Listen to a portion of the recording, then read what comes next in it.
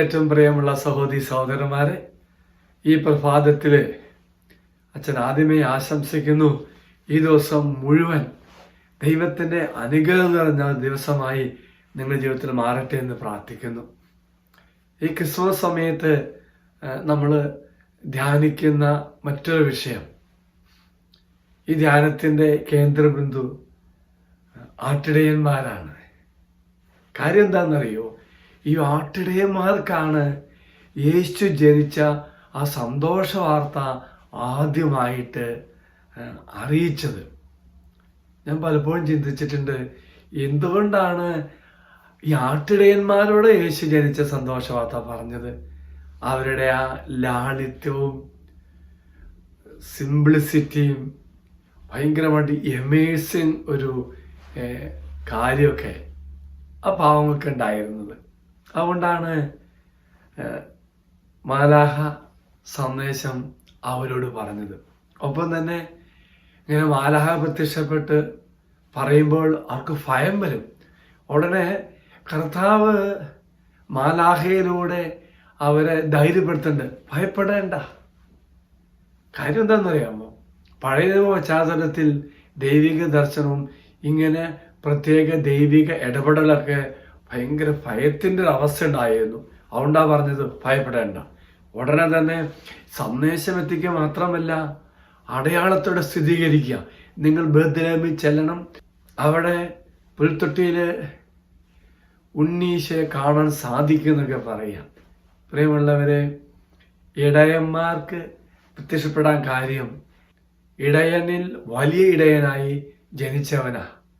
Calvary കുരിശിൻ ചോട്ടിൽ വരെ വലിയ ഇടയനായി പ്രവർത്തിക്കേണ്ടവനാണ്, ജീവിക്കുന്നവനാണ് ഈ കിടക്കുന്നതാണ്. മോശയ്ക്ക് ഇതുപോലെ തന്നെ ഇടയനായ അവസ്ഥയിലാണ് ദൈവത്തിൻ്റെ ദർശനമുണ്ടാകുന്നത്.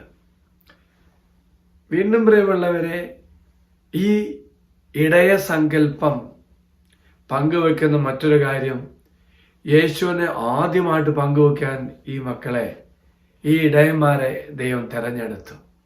അപ്പോൾ അവരുടെ ലാളിത്യവും അവരുടെ സന്തോഷത്തിൻ്റെ അവസ്ഥയും എല്ലാം ദൈവം പ്രത്യേകം അവരെ തിരഞ്ഞെടുത്തു.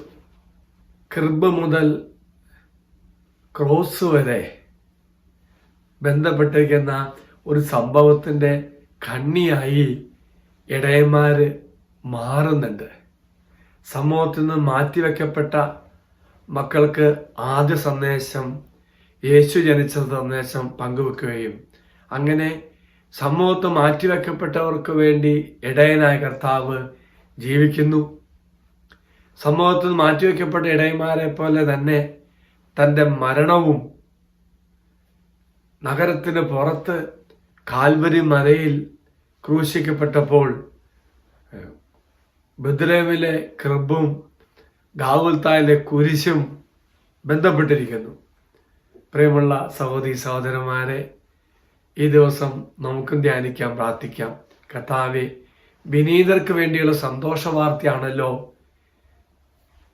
ബെത്ലഹേമിലെ നീ ജനിച്ചപ്പോൾ പങ്കുവെച്ചെങ്കിൽ ഞങ്ങളുടെ ജീവിതത്തിലും വിനീത സ്വഭാവത്തോടുകൂടി എളിമ നിറഞ്ഞ ഹൃദയത്തോടുകൂടി നിന്നെ അന്വേഷിക്കുവാനും നിനക്കൊണ്ട് ജീവിക്കുവാനും കർത്താവെ ഞങ്ങളെ സഹായിക്കട്ടെ. ആട്ടിടയന്മാരെ പോലെ തന്നെ ദൈവരാജ്യത്തിനു വേണ്ടി ദൈവിക സന്ദേശം, ആ സന്തോഷം വെളിപ്പെടുത്തുവാൻ കർത്താവെ ഞങ്ങളെ അനുഗ്രഹിക്കണമേ. പ്രിയമുള്ളവരെ, ഒരു നല്ല ദിവസം എല്ലാവർക്കും ആശംസിക്കുന്നു. എല്ലാവരും കർത്താവ് അനുഗ്രഹിക്കട്ടെ. അച്ഛനേശ്വര ആശ്വാന്തരം. നമ്മുടെ കർത്താവായി ശമിശാകൃപയും പിതാവായി ദൈവത്തിൻ്റെ സ്നേഹവും പരിശുദ്ധാത്മാവിന്റെ സഹവാസം കൂടെ ഉണ്ടായിരിക്കട്ടെ, ഇപ്പോഴും എപ്പോഴും എന്നേക്കും. ആമേൻ. Praise the Lord. ഒരു നല്ല ദിവസം എല്ലാവർക്കും ആശംസിക്കുന്നു.